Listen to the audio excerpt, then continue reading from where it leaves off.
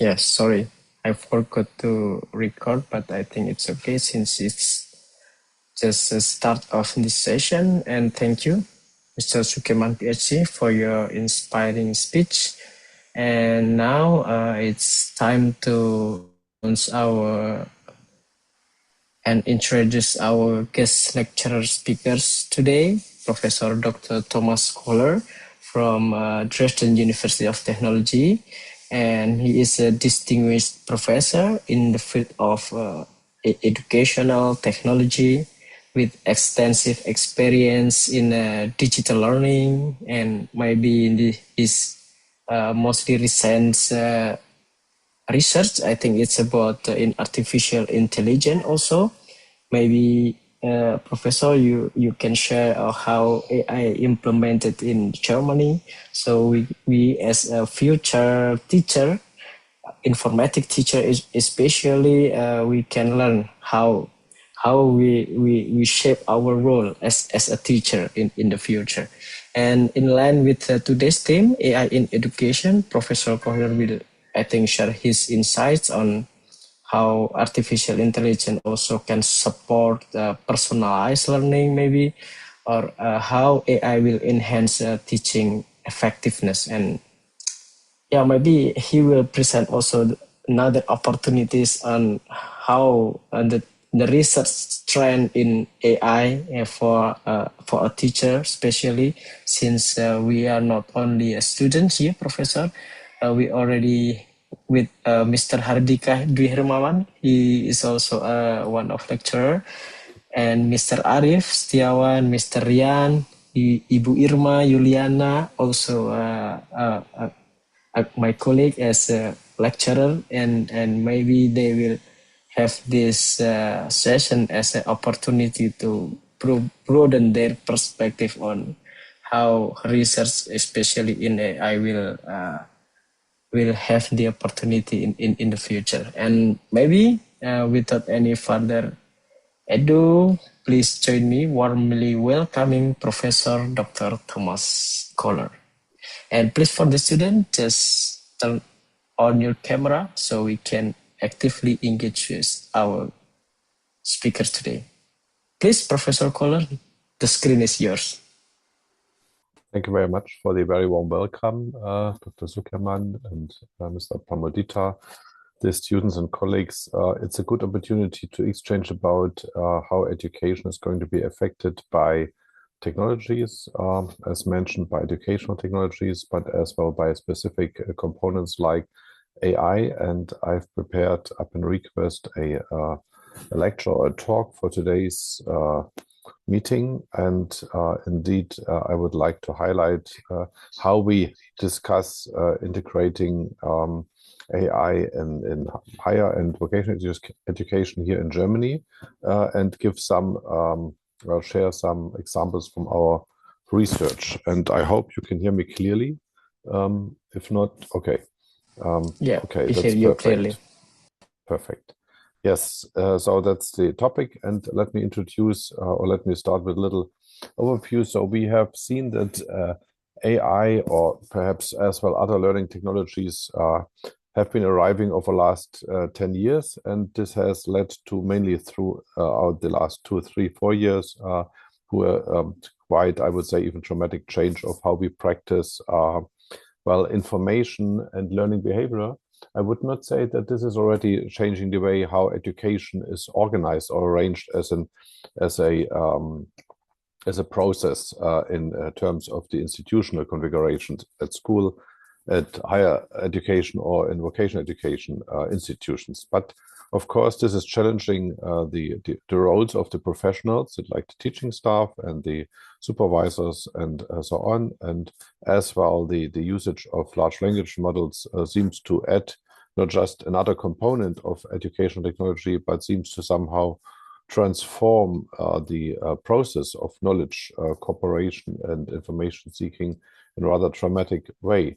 And meanwhile, most of the graduates of any education institutes are expected to have some knowledge, at least from the labor market side. The question is, to what extent we from education side to trigger this development, and as well, already implemented a suitable awareness of what is the demand of the future skills in terms of next generation technologies. And so we can see that through our research, some findings dealt with implementing different roles for the education technology and in terms of education process, but as well to reform the processes of education towards a more self-steered, participative, and as well somehow more heterogeneous pattern of education. So the classic principle of mass communication that we have found in most of the education activities, like one teaching person is somehow the owner of the knowledge and sharing this with a large group of learners or information seekers in a class or even in a lecture hall where we have 500 seats, or via Zoom conference like today. This seems to partly dissolve in terms of a more individualized pattern where the individual information seeking person, like the learner, the student, or the professional in any industry, would seek for the individualized interpretation or the individualized set of information that fits the specific need of the single person, perhaps embedded in a specified job routine at a workplace. And this is something that is going beyond what we have arranged in the classic classroom. And let's see how this is going to be this is going to be a challenge for us, but perhaps we already identify some practices within our school, but as well coming from Germany. This is something we may discuss, and perhaps we can move a little on during today's lecture with that. And I've arranged it in a way that we first have a structured way of, that I first have a structured way of presenting some insights, and then we have some time for discussion, question, answer session until approximately 11 o'clock my time, or what is 4 o'clock your time? No, 5 o'clock your time. 5, yeah. 5, yeah. Yeah. Okay, so let me start with the description of our ecosystem here at TU Dresden. We are a University of Technology. We are a full university, and we have all schools aboard. Mr. Promodita knows that. We have a strong focus in engineering. That's why we are labeling ourselves as University of Technology. But on the other hand, we are a full university. We have medicine, we have social sciences, we have philosophies, science as well, of course, and as well education and education faculty where teacher training programs are embedded. Indeed, I'm coming from a teacher training faculty, from that teacher training faculty, and teacher training, which lasts in Germany 5 years or 10 semesters for general education teaching staff, but as well for vocational education teaching staff, is always part of a university here. And this is so a nice coincidence that together with the engineers who design, let's say, new whatever structures like bridges or information technologies or mechanical things like cars, we are as well educating our teachers to become, and they may profit from this engineering spirit here at this university. On the other hand, TU Dresden is one of the most prominent universities in Germany. So we are top 3 in terms of engineering technology. We are the one who is by far generating the most patents in the whole Germany.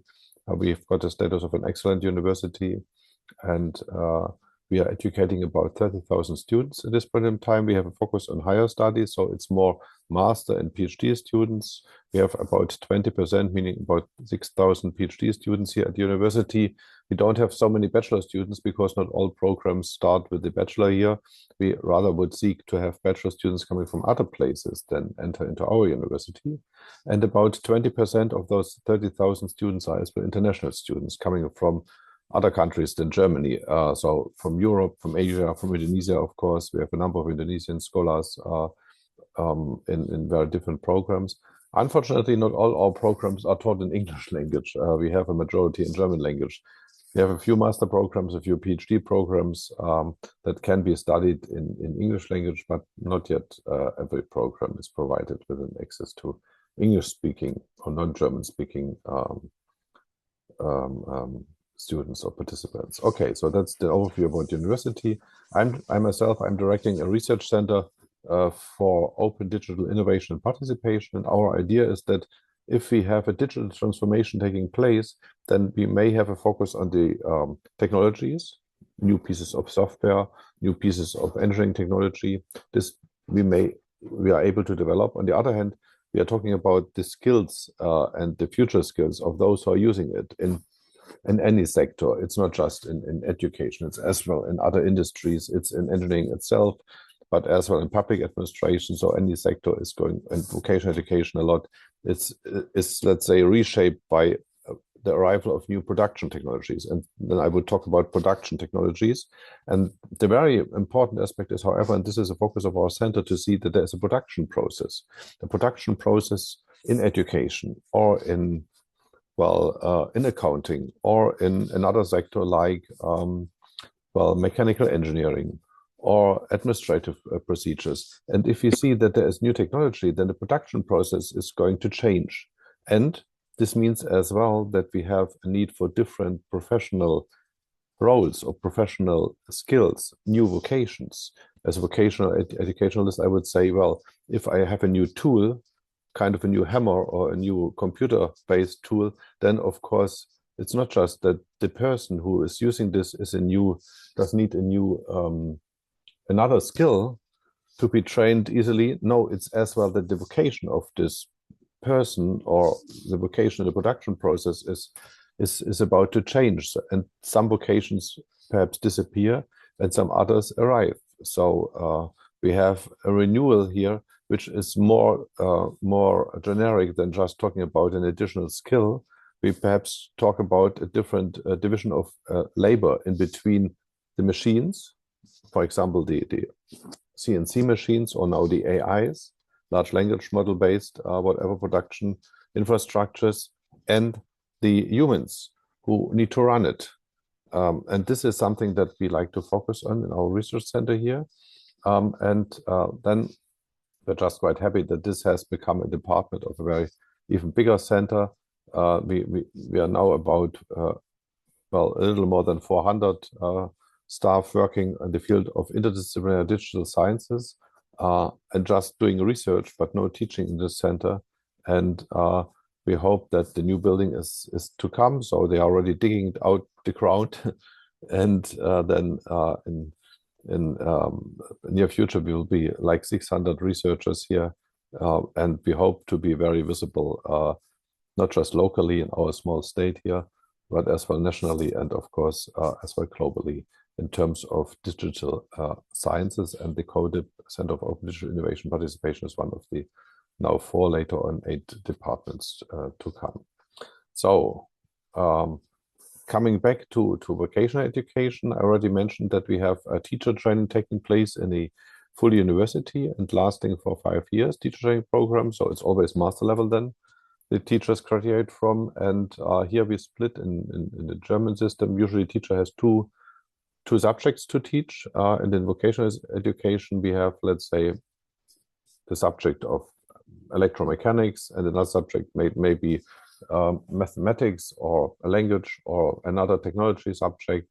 And we have a fine variety of those, but as you're studying informatics and computer science, I won't bore you with those details and just jump over this. And now I will move into the first very topic here, which is what is changing with the academia when it's changing and into online mode. And this is research that has been embedded already 25 years ago, or taken place 25 years ago, not just with the pandemic and not just with the AI hype after ChatGPT arrived. No, it's much longer perspectives. And we as well published a book 4 years ago. You can see it here, or 4.5 years ago, which is labeled organizing academia online. It's an open access publication with Springer publishers, can be downloaded for free. I forgot to put a QR code here, but you find it if you like to Google it. So what we describe in this book, among others, is how organizational structures are affected by digital transformation. Does not mean that it is already AI, it's just about digitalization or digital transformation of organizational structures. And like we do today, we are in, let's say, one educational program of the University of Surakarta together with the University of Dresden, Germany. And usually this would not have been possible so easily, at least not in a synchronous mode. But with the virtualization of organizational frames through digital media, we could see, and this starts from the left low corner to the right top corner, we could observe that the classic physical structure, like coming to a specific location, like a physical building or a campus or an industry plant for doing a job routine, like teaching or studying or producing a car or doing accountant's work. This has developed over time by using media communications, individualized media communications in between the departments. First time, this is what we call from traditional enterprise to a virtual team or project. And then in the next step, as well, the organizational, or the physical structure has been dissolving in a way that step by step, the units of the organization may be found in different locations, in different physical locations. So, for example, the master class. Do you see my mouse? Yes, we see Okay. your mouse. Yeah, perfect. So the master class or the master program, a bachelor program 1 and the bachelor program 2 and the bachelor program 3 would have been interconnected. The one may have been embedded into the one university, the other one may have been found at another university, but through telecommunications, they could have been interconnected, and the physical context would not have, isn't important anymore. It can be in Surakarta, this can be in Jakarta, and this may be in Berlin or so. Yeah, and so you may combine different components, even though you are physically as an individual located with your peer learners in one place, but you may connect with a component coming from another place. Okay, and then in the final stage, as well, the small group or the small entity, organizational entity, may dissolve its frame, its margin, and then this means that an individual person may connect with all those and does not have to have the need to enroll in at a single place anymore. It's like a massive open online course, or it's like if you're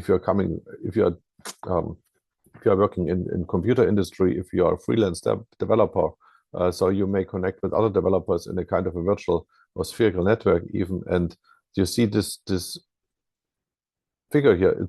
The idea is from 1986, so it's not just brand new, yeah. But what we could observe throughout the last generation, and especially triggered through pandemic 5 years ago, was that people started to heavily co-work from remote sites, and there's global production chains without physical mobility, but virtual products. And this is what we as well observe in academia. And we have developed special formats like open access publications or open educational resources, or meanwhile as well some colleagues that are coming from AI and are not just humans anymore. So this process has not been completed with what we published here some years ago, but it's now even going further. So a virtual organization framework is somehow a context. And in education, we can observe since a few years that we have, of course, physical universities, but when it comes to delivering contents, we see that we have more an education portal or a single hub where the content comes from. It may be a web server or some virtual infrastructure, And then we provide access to training to different users. It may be the students who enroll at the university, it may be research partners, but it can as well be companies and or civil society or government authorities who would become in studying by using things at their workplace or at home. And as well on the provider side, we have some changes. So it's not just that the Higher Education Institute is providing education. No, we can find it in via Google or via ChatGPT or via YouTube, coming from very different channels. And it's not necessarily the university with its professors or the publishing house with its authors like Springer or another brand name that is providing those learning objects. No, it can be as well very different institutions or stakeholders who try to jump in here. So this is it's a development that's going on. And just consider yourself. So if you have studies with your professor for a while, or your lecturer like Mr. Pramudita, if you have studied for a while, and then you find something that is not so clear to you, or it's not really to be understood easily, what would you do? You go to another expert, you find this person via YouTube or via just whatever channel, and then you watch a video by another specialist, or you connect with your AI, and then it's not just, you don't have to go to class. And the same pattern applies for pupils at school. Well, of course, we are demanded doing so, but to some extent, we are as well adding those additional opportunities or further opportunities to our routines in order to clarify, in order to improve, in order to be more efficient or effective, whatsoever. And then insight is going to be generated not just in the traditional classroom or in the library where we take a book out of the shelf, but it's as well in new configurations. Okay, so we have been researching this in our activities, and for example, we have found out that at this point in time, it is interesting to see that the collaboration between the different junior and senior learners and scientists, it's going to be trained while doing research routines or information seeking routines. So it's like two sides of one medal. On the one hand, I'm investigating a specific topic. On the other hand, I learn how to investigate. So the training and I would say practice or working in terms of information retrieval or information management and advancing technologies of education is a combined activity. So we don't have at this point in time a ready-made definition of or set of skills and competencies that we just need to implement. No, this is a dynamic situation, and it's going to change as well, or it's moving on while the practice or while the research as well is taking place. And so practicing while studying is somehow a very important aspect of developing data related skills.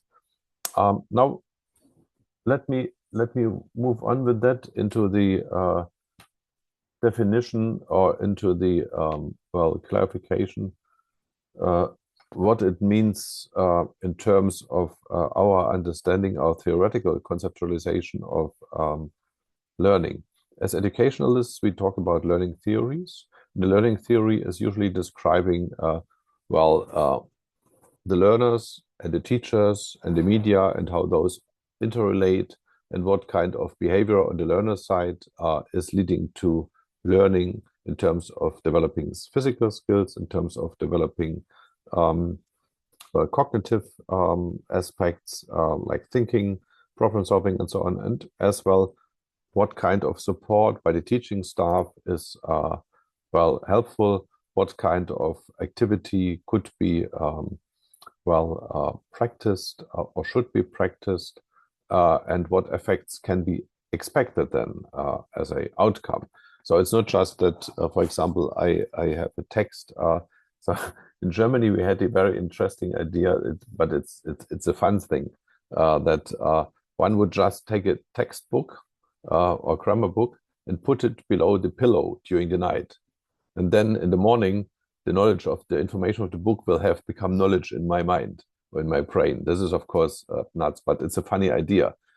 We may have other ideas. We may have the idea or the concept that if you are reading a text, the book here, you can just take this. I have this book, and you can, yeah, I read it and I flip from page to page, and then this knowledge will have been by single reading have entered my mind. Of course, this is not true. I have to do something more in order to understand what's going on or what's meant. And it's often enough I would not figure it out on my own. I need to have a discourse with my colleagues or with well, other learners like myself, and this applies to me and you and others.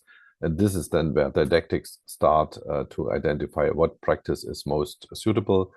We have theory about it, and we have some application. And what you see on this blackboard, and this has been written down by myself about 5 years ago, is what then became a theory of digital learning that looks a little different.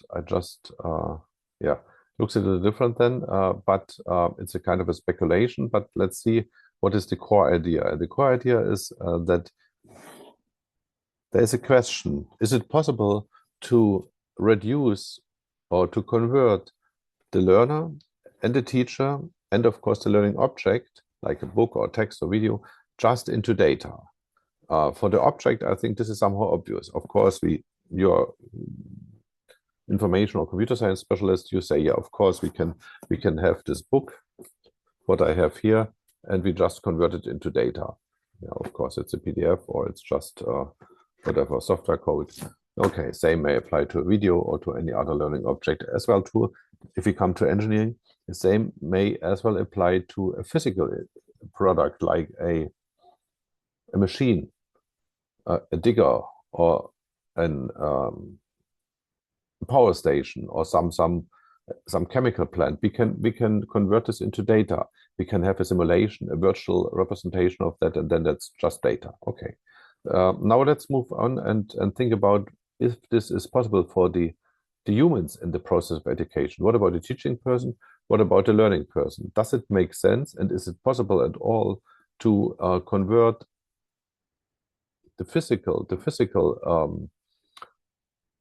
person into data, at least for having a well or an improved and better understanding of some moments of the learning process? And this is what you can find here. So, and the first, you can read it in the layers from top to down, and there is a representation of the person. In the first level, we have a physical person, like today in digital learning. So today, it's you and me, and so we are physical persons, and it's evident for me that Mr. Promodita is a physical person because I can see him and you can see me. Yeah, that's why it's nice to have the cameras activated, and so we see in a synchronous communication, like in class, we can see it's physical persons. However, we are not in the same place. We are even not just, well, in the next room. We are just on different continents today. That's a funny thing. It has not been possible so easily 20 years ago. Even 10 years ago, it was much more tricky. Nowadays, it's everyday practice. Okay, so we are in a synchronous mode, and you are real students, or most of you, some are colleagues, and then we have a teaching person or a tutor as well, synchronous, but via telecommunications. That's why we call it teleteacher, or tutor perhaps. We are real and as well visible to another, but we are online. Okay, fair enough. Second step is, well, somebody was starting a recording. We have a recording. What is this going to be used for? Well, perhaps during afternoon or tomorrow, well, or sometime later, this recording is going to be watched by one or the other person. Okay, then what will you see on the recording? You will see well, you see me, but you cannot talk to me like you could do today. I cannot see you. You just see my, what I would call media representation, the media representation of a person. The same happens to me. If I get a video recording from you, or if I watch this again, I can see you as a media representation. I could somehow interact with you, but not directly. I could rather interact with the media representation. The interactivity is limited because I cannot ask a question to you. Then I would need to switch to another channel, but I could fast forward, I could stop, I could go back to an explanation, I could redo. That goes somehow beyond what you can do during this live session here. Yeah, so you cannot rewind it, at least not so easily during this point in time. So it's different then, but we still would agree, I guess, that it's about physical person. So we can see that there's a person. It's not just the data, it's a person. We can, even in the video, we can see Mr. Pramudita, and I don't see others now because I have just reduced the size of the videos at this point in time. But I can see others here, like Dr. Sukerman or Mr. Hermann Van. So we can see each other, but we would not be able to react in time to being watched or to give a feedback, because it's just a mediated, it's just a copy of what has been somehow done the day before. Then in the next step, let's consider that we move into line 3 here, which I have labeled with a virtual student or virtual teacher. Well, let's imagine we are doing an examination, like I ask you to write a little essay. Then, of course, or I do a multiple choice test with the participants of this seminars, of this lecture. So then, of course, I won't see you as a person. I just get your, well, essays or the answers into the multiple choice test. And meaning I get your data, yes? And now today we are, let's check this, we are 139 participants. Wow, that's a number, 139 participants. And what does it mean? Well, if I have to, let's say, process the data of so many students, I would try to be a little bit lazy, or perhaps more accurate. I would try to employ digital technology in order to process data. That's easy with the multiple choice test. It's very simple. Yeah, I can just have the routine, and then the data is going to be processed by my data routine. As well, I could say, well, we need to have consultations. Then, of course, I ask an AI or avatar to give individualized feedback to you, meaning that it's not me who is talking to you or you talking to me. No, it's your data and my data are somehow going to be connected. We could label this as data meets data. That's an interesting insight, I would say, because if I talk about teaching, or if we have, if we did talk about teaching previously, we would not have considered that this is about data meets data. No, it's about a teacher meets a student, or a teaching person meets a learning person. But with the AI and with the well, media production on learner side, we have more and more often a data meets data arrangement or structure in education processes. And funny enough, I would say teaching staff is well, slowly in adjusting, but the students, they are already doing this in such a way. They are employing AI instead of a real teaching person, because it's more individualized. It's sometimes it's more easily available. Sometimes it's, of course, causing some errors and mistakes and so on, and it's creating troubles. But nevertheless, so we are already into that activity. I skipped the line number 4, and I just move on with these metaphors. So data meets data is one aspect, and another aspect is that we have to enable machines teaching us. On the other hand, for doing so, the machines must learn as well. And then the question is, well, who is training the machines? Who is training the large language model? Or who is employing the machine to support us? Well, perhaps it's as well the learners. It's the teachers to some extent who say, well, please use ChatGPT or another language model. We have prepared something for you. But on the other hand, it's us as learning persons as well who would need to take over responsibility. It's like previously I was going to library and took this book out of the shelf and was using this. Nowadays, I'm just telling and talking to my AI and tell this infrastructure, well, please help me with the following challenge, and I need to solve the problem, or I need to do whatsoever. And this is a new type of skill that's going to arrive. And now, before we have time for some questions, I will try to move quickly to some of our research activities.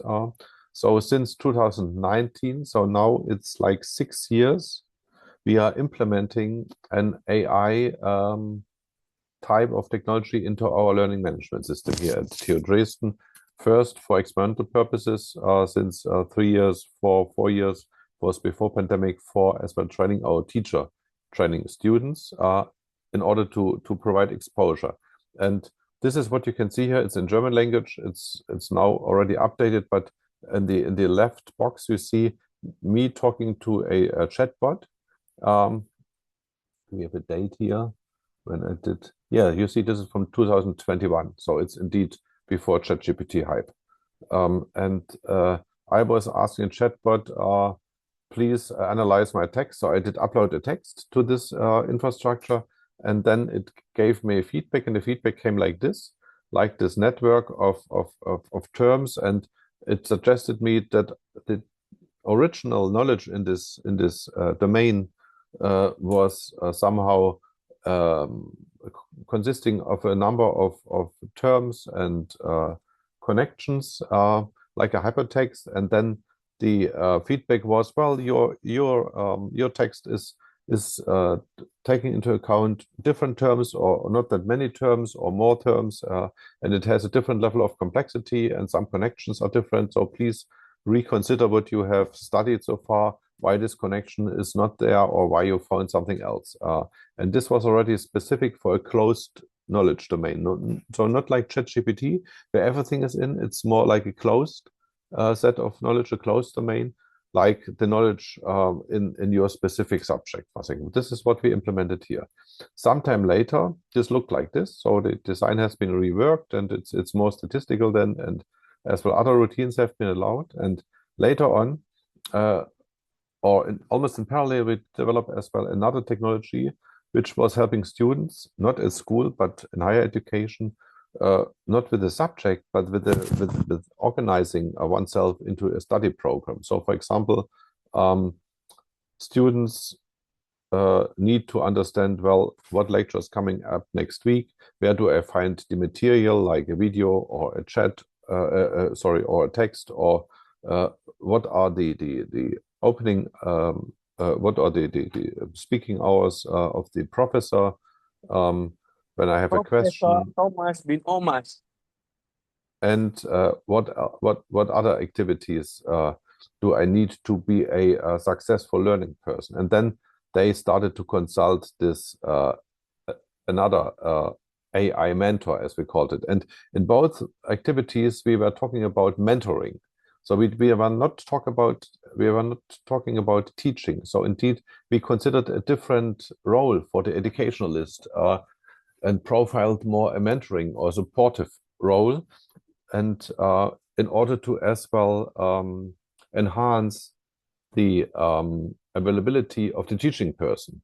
So the professor, like myself, did say, well, please, next week you should consult the AI in order to elaborate your knowledge and practice whatever this type of collaboration.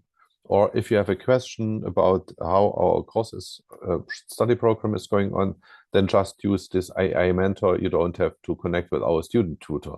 It saves time, it's more flexible, and you can ask around the clock, even after midnight. Okay.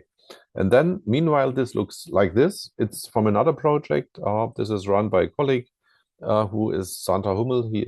She's heading a research group here in our center, and this is about a assistant they have called SAM, Situating AI-based Mentoring. That's the SAM assistant, and this already looks like a person, but it's coming to talk to a student in like an like a real person. So it's not just text-based communication. It's as well has a face, and it's providing insights into different for different activities, and it may come closer to a teaching person. And this is where our research stands at this point in time. And I think it's as well something that corresponds with what you are doing for your education, and as well for private purposes a lot. Sometimes we feel that's not learning objects anymore that we study, it's more subjects we collaborate with. So we meet this mentor, this AI companion, as we sometimes label it. And this may already be, and this I like this because it's a hand drawing I did some years ago. It from this classic teacher-learner cooperation, it's more a triangle now, where we have the teaching person and the student, and they may have some interaction, but on the other hand, we have as well the media or the AI, and the AI can be another subject in this cooperative pattern, and give some support, and could be a media of classic type. I can read it. I can just read the text produced or provided by AI, but I can as well talk to the AI, and it even may look like a person. And then we have, and it's not just me as a student who could do it, it's as well me as a teacher who can consult the AI and ask for some support. And so we would need to consider a very different media functionality. Okay, that's it for my presentation here. And now we have some 10 minutes left for question answer. Thank you for being attentive so far. Thank you, Professor Köhler. Maybe we can give virtual applause to our distinguished speaker today. And for the students or maybe all my colleagues, I want to open the discussion session. But it's quite interesting what Professor Köhler mentioned earlier, that maybe to start the discussion, I want to ask a question first, Professor Köhler. How the teacher will transform, in your opinion, in this maybe in a long future, how they will shape their role as a teacher, as nowadays, as you give as an example, as a AI mentor or assistant called Sam, I think. Maybe student will prefer study by AI mentor things kind of that, but rather than going to the traditional or physical school environment. So will the teacher still has this role as a real teacher, or maybe how will they transform in the future roles? Well, I want your honest opinion. That's a challenging question. So, well, due to some insights, I would say teachers are about to remain the same as they are for a while. Because teachers are somehow socialized or educated in the way, and as well the structure, the ecosystem, it's like it is, where we have a school and we have as an institution, as a physical place to come. I can see that pupils as well feel comfortable and well supported at school, and it somehow it's an important part of our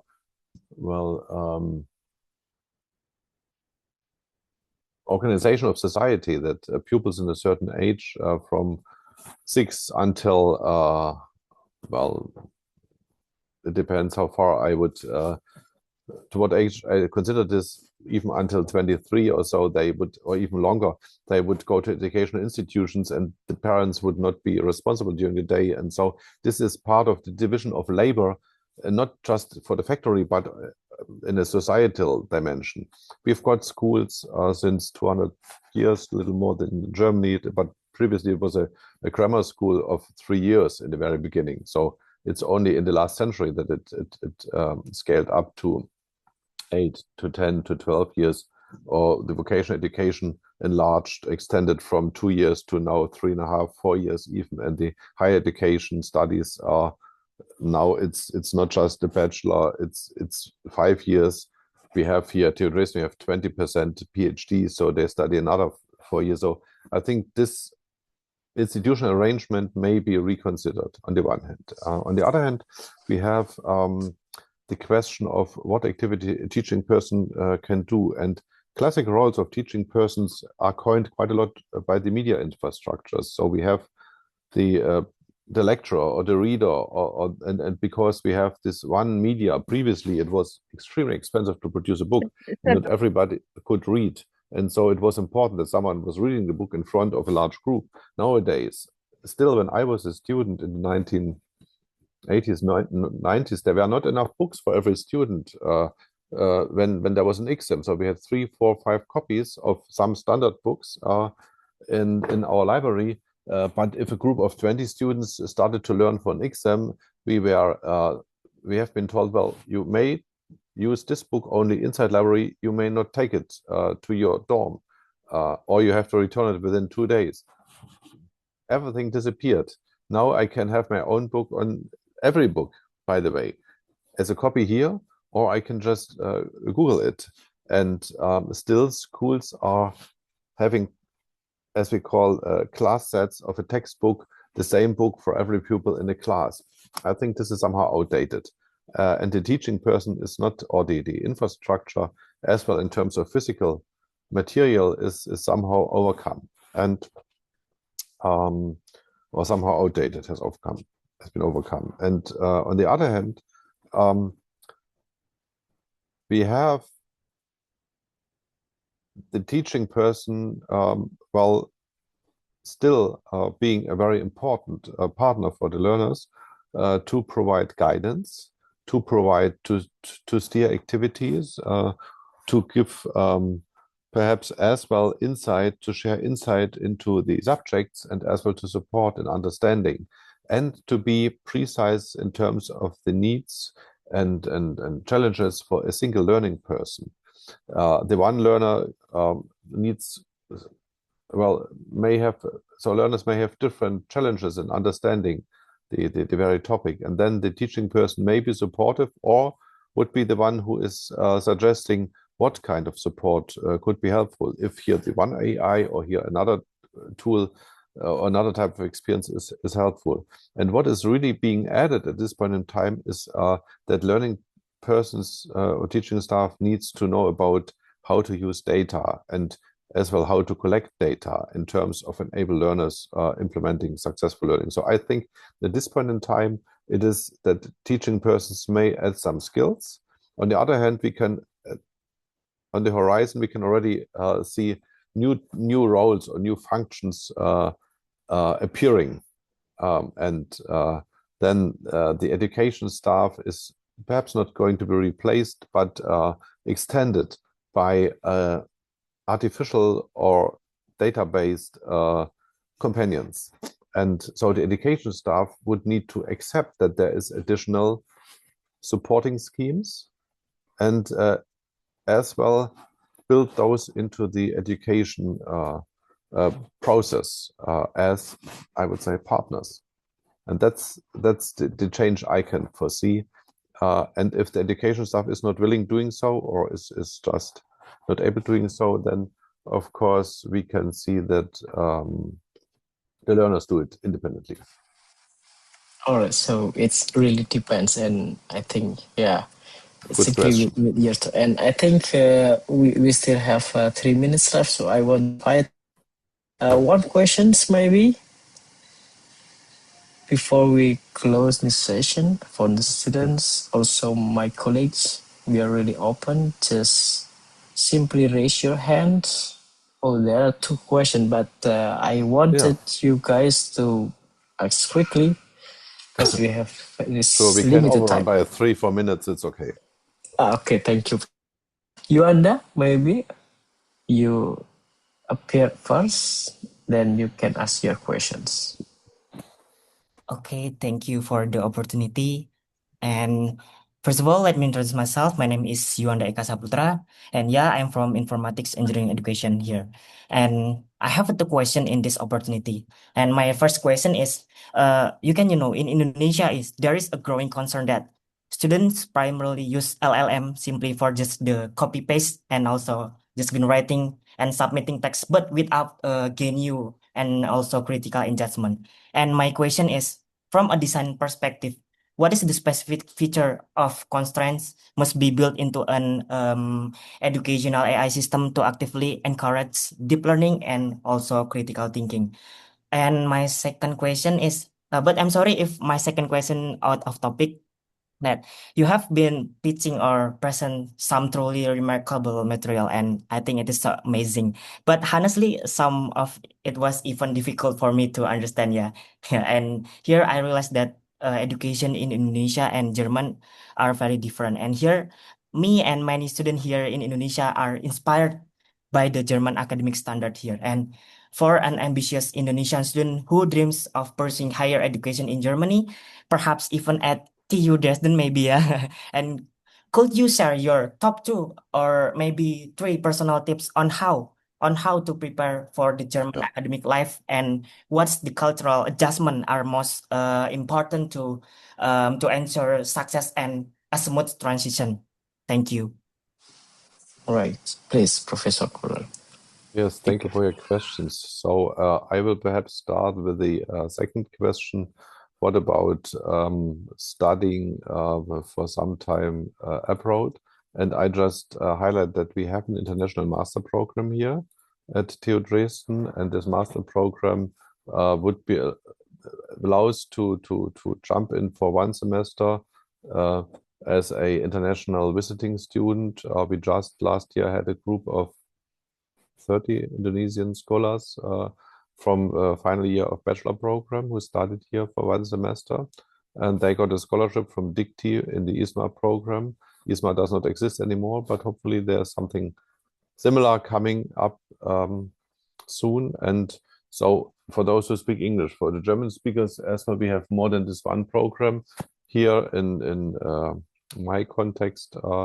And it is perhaps possible to go abroad. And I think the cultural difference is not too large. I mean, the higher education does function a similar way, and it's doable if you have a chance to travel abroad for some time, to study for 3 to 6 months abroad. And I would suggest that you apply for scholarship and that you enroll here at the university. There's an international office, and it's possible, and the university staff is used to deal with and would be happy to deal with international scholars from Indonesia. Coming back to your first question, could you perhaps briefly remind me what was the concern? You said technology is different in terms of how education is implemented.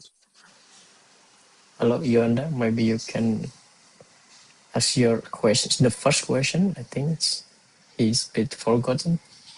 Yeah. Yeah, Sorry okay. for that. My first question is that Indonesia, there is a growing concern that students Yeah. generally So use thank you. LLMs. Yeah, thank you. So well, it's a relevant question, and of course, I would start to reflect upon it from the perspective of the industry, of the labor market. So, if a student later on has graduated from and is arriving at the labor market, so what is going to be expected from industry side for this person? First of all, routines that can be implemented or completed by using AI in a good quality, but with less effort, less time, less resource. of course, the student would be expected to use AI in a sufficient way for doing so. And as well, the student would be expected to be aware of what would be constraints and what could be risks in doing so.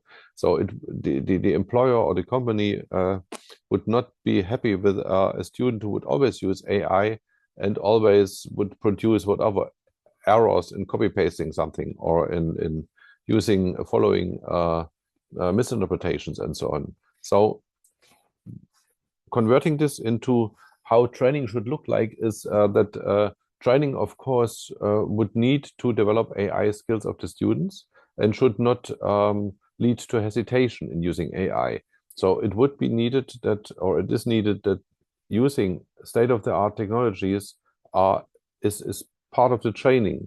And I can understand very different routines, or I can imagine very different routines in doing so that would not be so, let's say, that would be suitable and as well somehow overcome the this type of laziness in just let the AI doing the job. But it's very important. For example, just to give a small example here, you could if you do computer science, you could well get the question, well, here's a code that has been developed by an AI. Just check if this is correct or if this is doing the routine. Then you are in a responsibility to clarify. You need to understand it. You need to be able to as well use another AI or whatsoever, and as well could not just lay back and say, well, there's a code, I don't have to do anything. No. And this may apply in similar way to other industries or other domains as well. So the question is how to incorporate the AI into the training scheme as a mandatory or towards developing an up-to-date competency in using it. I think that's a challenge. And I see many colleagues here at the university, not everybody, but many who are, well, triggering this in a good way. But of course, as well, the professors do not have a ready-made answer to that because it's a relatively new phenomenon. And even though we may have considered one or the other activity or task, didactical, whatever the condition, already 5 years ago, it doesn't mean that this is still valid 5 years later, because then perhaps, well, it became converted again, and then we need to as well refine our suggestion from 1 or 2 years ago. So thanks for the good and highly relevant question, Mr. Saputra. One more, or then, Okay. and then I need to go. Okay, thank you. Maybe one more, since we have a girl here, Fatima Aminati. I will give the opportunity to you, but to make it your question very short and Professor will answer. Please.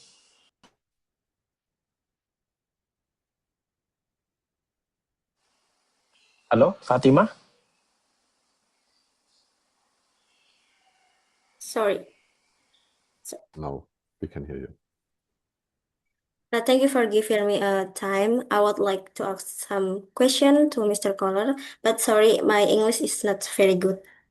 One is maybe my question is slightly outside the topic, but it still relate to broader impact of AI in education. Then you mentioned that LM can support learning through scaffolding and feedback. And my question is, how can AI in education avoid increase the digital divide between students who have access to advanced technology and those who do not? That's my question. Thank you. Yeah, thank you for your question, Ms. Aminati. This is really a good issue. So the education institution would need to provide access to AI. And there's a debate here if it is relevant to use the most advanced and professional AI or to just use open licenses like the publicly available ChatGPT, for example. I think for understanding and as well developing skills and using AI, public licenses are most suitable. Of course, for doing advanced research, it may be for increasing productivity. Maybe the professional versions are relevant as well. But for studying it and for developing good skills, it is suitable to have access to the open versions. And of course, there is not just the ChatGPTs, there's as well many more, and there's a huge variety meanwhile. And for developing a most recent insight, I would consider that doing some investigation in terms of what is available in my subject, what I can use for what routine, if it is coding, if it is, let's say, communication, if it is research in other domains. This is something that is really meaningful. And so a student, from my perspective, would need to have the opportunity during the class in investigating different types of AI that are usually available as well. And if it is not easily accessible because it's not for free or whatever reason, then of course it would be good to study at least the metadata. So to see, well, what it is about, what is the purpose, and understand and profile the understanding of different AI systems. Thank you for your question. All right, I think it's the last questions to be answered. And thank you, Professor Köhler, for your insightful materials you delivered today. And on behalf of Department of Informatics Engineering Education, I would like to express our sincere gratitude to you, to Professor Thomas Köhler, for sharing your valuable insights and expertise in AI on education. And I hope this is not the last time we can invite you here. Maybe in the next time we can invite you not only virtually but also physically in Muhammadiyah Surakarta, or maybe your colleagues, Professor Karsten, or maybe another our colleagues in Koduk, you can give another lectures, insightful lectures in the near future.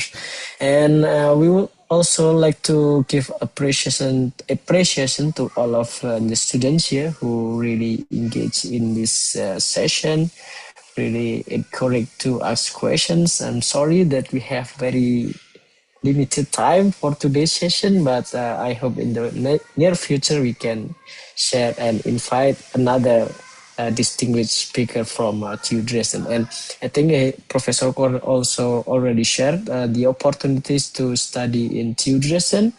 You can find me as your guidance, as a real mentor, not AI mentor for sure. You know to find me.